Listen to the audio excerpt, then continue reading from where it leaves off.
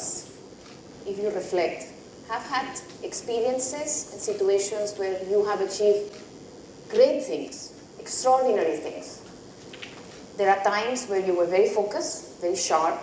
You wanted exactly what you wanted to achieve, and you put all your energy to fight whatever obstacles you had to achieve that.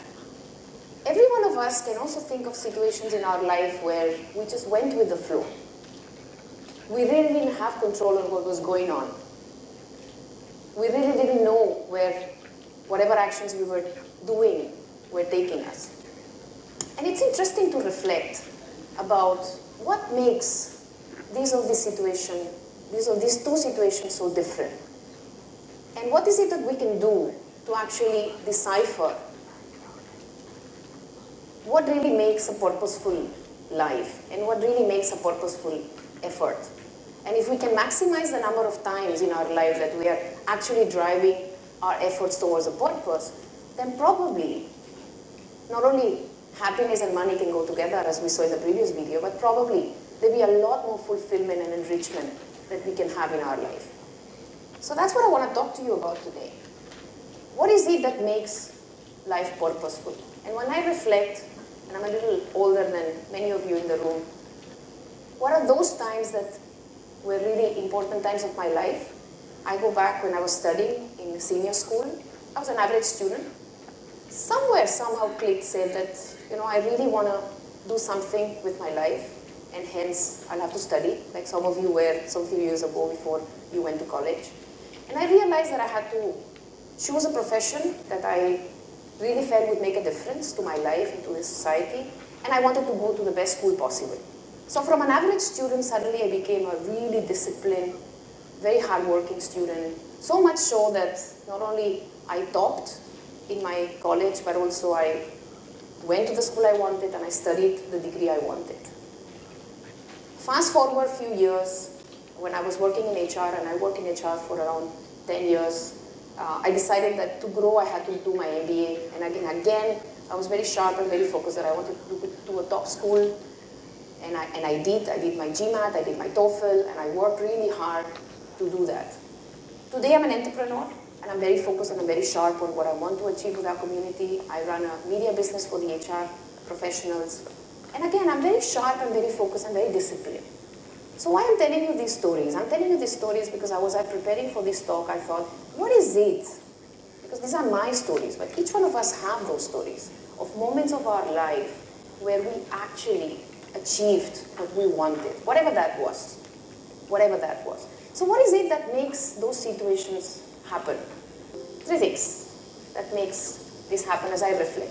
The number one thing is about knowing what we want, is about dreaming. And if I take some of the learnings from design thinking, is about really diverging, right? It's about thinking wide. The second step is about converging. It's about saying, okay, now I need to make choices, right? Among all the things that I could do, that I will wish to do, what are the things that I'm really going to focus on? And the third thing is actually about having the discipline and the rigor to put your efforts on those actions that are going to take you closer to what you want to achieve. So let's start with the first piece, and I've distributed a little piece of paper all of you will have. This is an exercise that was actually done by Tom Kelly in a TED talk, and I'm going to revisit it because I'm doing a different version of it. This exercise is actually from Professor Kim from Harvard Business School. So what you're going to see there is just 30 circles. For some of you who may not have it, it just looks like this. If you don't have it, just make 30 circles. Now this exercise is just about letting yourself go. So I need you to pick up a piece of paper, which is the one you have with the 30 circles.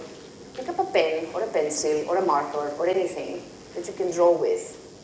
And I'm going to give you a very limited time of 30 seconds to just draw as many recognizable objects as you can using what you have in front of you.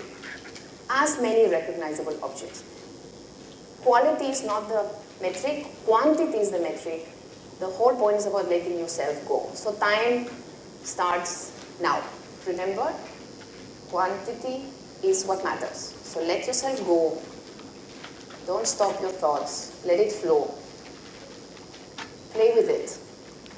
Okay, Time is up. Now, how many of us did at least 5 circles? At least 5, okay? Between 5 and 10? Okay? Between 10 and 15. Wow, okay, really good. More than 15? Wow, okay, fantastic. So how many of us use series or patterns? So if it's smileys or emotions or weather related or so patterns, series. How many of you use the circles to create one bigger object? Maybe, I don't know, like a train or something, yeah? How many of you use the outside space to create things between circles? Okay, great. So why I'm asking you to do this exercise? I think a lot of times is also about being playful. When we think about life, when we think about combating resilience, everything becomes very serious, right? If we think about purpose and happiness, suddenly it becomes very serious. And I think the starting point of designing the life you want to live is to be playful, is to realize that the world is your oyster. Now there are two, what does that mean in terms of the starting point, which is about dreaming? Now how can you use that in your life? There are two small exercises we don't have the time to do today, but you can take a note and research. One is about thinking about your 80-year anniversary. So imagine it's your 80th-year birthday party, and that's a Franklin Covey exercise that you can browse around. So if you were to imagine you're in the 80th birthday party, who is there in that room? Everybody's coming, they come into your house. How's your house? Who's coming? Your family, your friends. They're all coming, they're all greeting you. They're very happy to see you. You made it to 80, I think it's awesome, right? Everybody sits down on the table. Before cutting the cake, people stand up and start talking about what you did to them, what achievements you had, what impact you had in your life. It's a beautiful exercise to say, what is it what people are saying about you? If you can imagine, you can transport yourself then and actually hear your loved ones, your friends, your family, your children, your parents, your relatives. What is it what they're saying? It's a very beautiful way for you to reflect about what really matters to you. What is it what you would like people to say? The second exercise I invite you to do in your free time for this first part of dreaming is a beautiful exercise from a book called Design the Life You Love, from a designer called Ice Bursley. She talks about the fact that put 10 people who are your role models, people that you really admire. Put their names, 1, 2, 3, 4, 5, 6, 7, 8, 9, 10. Next to their name, write down 1 or 2 attributes about why you admire them. What is it what they have? What is it who they are that makes you have chosen them as your role models? Now, if you were to remove their name and write your name, you probably will start seeing what emerges in terms of what's really important for you. And I think that's the diverging part of the designing of your life. That's the first step. Now let's move to the second step. But before we do that, if you were to write a note for yourself in that paper of 30 circles, I would like you to write a note for yourself. Can you do that? A message. Give me a word. It can be something you want to do different. Something that you want to start doing after you've heard these little stories. Can you do that? Now, see if you can make a plane of it. Make a plane. And you can look back or forward and send that plane to somebody in this very room. That's the playfulness of the first stage of dreaming a life and living a life of purpose, where you actually have the freedom to be playful, to not judge yourself, and to go with the flow. So go for it, make your planes. And we have to do this very fast because I've been given only 17 minutes and I still have 2 stages to cover. Okay, and then go and fly that plane. Remember what you wrote, because that's going away to the universe.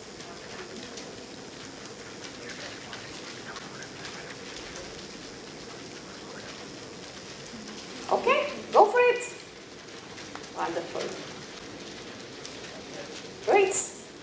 Go for it. Wow, that was a great plane. Wonderful. I was thinking in the night when I was reflecting about When I was reflecting about making you make planes, I was hoping that nobody will throw it to me, but you know, it happened. Great. That's the playfulness. I think we take life sometimes too serious. And at the end of the day, life is also about prototyping, is also about finding out, is also about joy and about play. Great, so let's move to the second piece. Now, we have diverged. And hopefully we've got some idea about what matters to us. We've got some idea about what is it that we want to do, who do we want to be. Now, the next step is about making choices. And that's really sometimes the difficult part. It's about choosing those paths. Because at the end of the day, our life and many of the things that you have achieved has first happened in your own heads.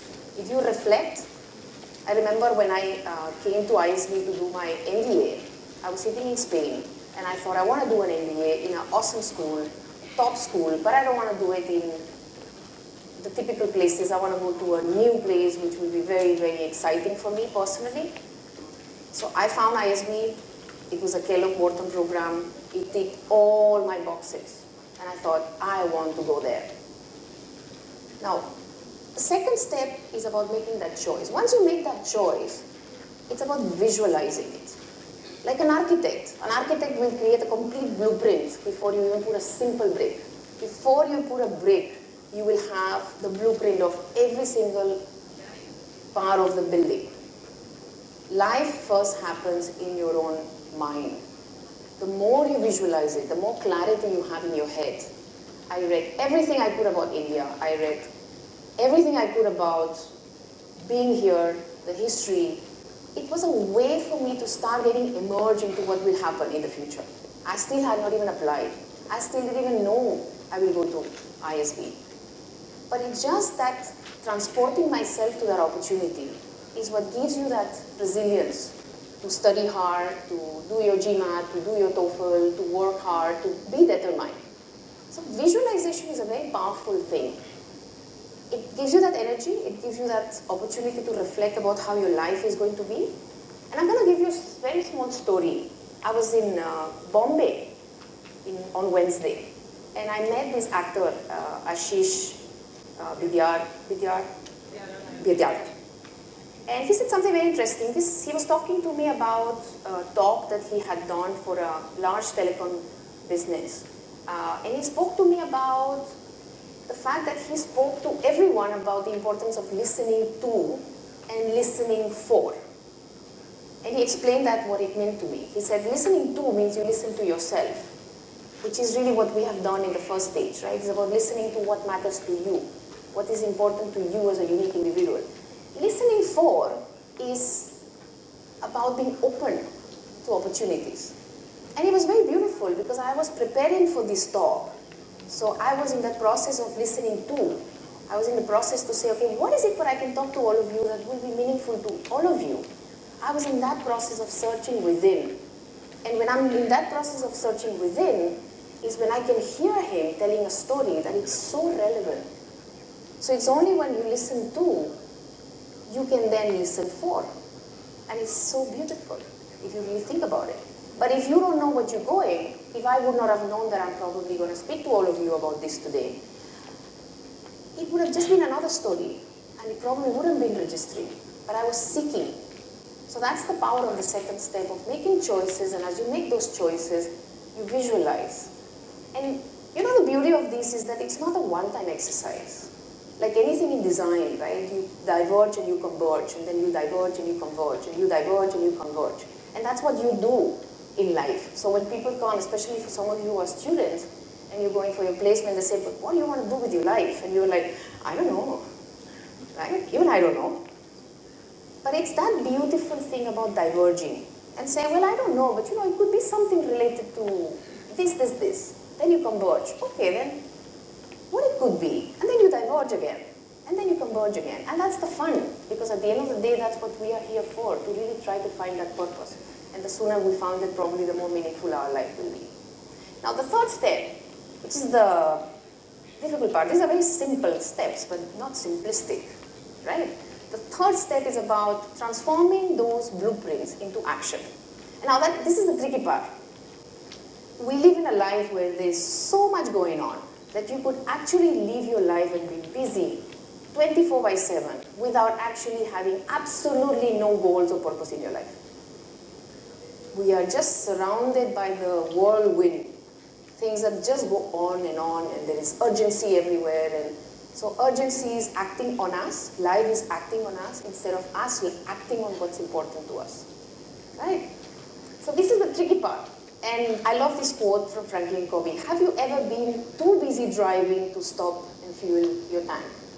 And that's what happens. We're just too busy driving to realize that actually, am I doing what am I supposed to do? Now, 3 things that I'm going to share with you on how you can do that. Number 1, before I get here. Number 1, is there something that you can do this? And I normally break it down into weeks. Now, as an entrepreneur today, I'm very clear about my destination and my goal is. I break it down into weeks. What is it what I'm going to do this week, which is going to help me get close to my objective?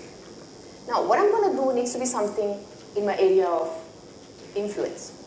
So when you're looking at defining a purpose, you never look at the end goal as a lack indicator. So if I want to lose weight, I'm really not bothered about the weight machine.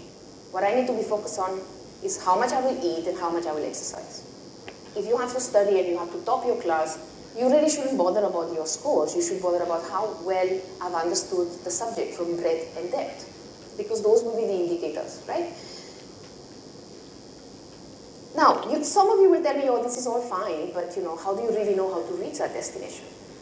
The metaphor here is that when you're driving in the night, let's say from Kochi to Bangalore, you actually know where you're going. But if you're driving in the night, you can only see 2 meters ahead of you. But you know what? When you reach those 2 meters ahead of you, you will see the next 2 meters ahead of you. So when it comes to action, it's really about what is the 1 or 2 things that I can do today that takes me closer to the goalpost, and just focus on that. Just to summarize, dream, choose, and act. Why will you live a life by default when you can live it by design? Thank you very much.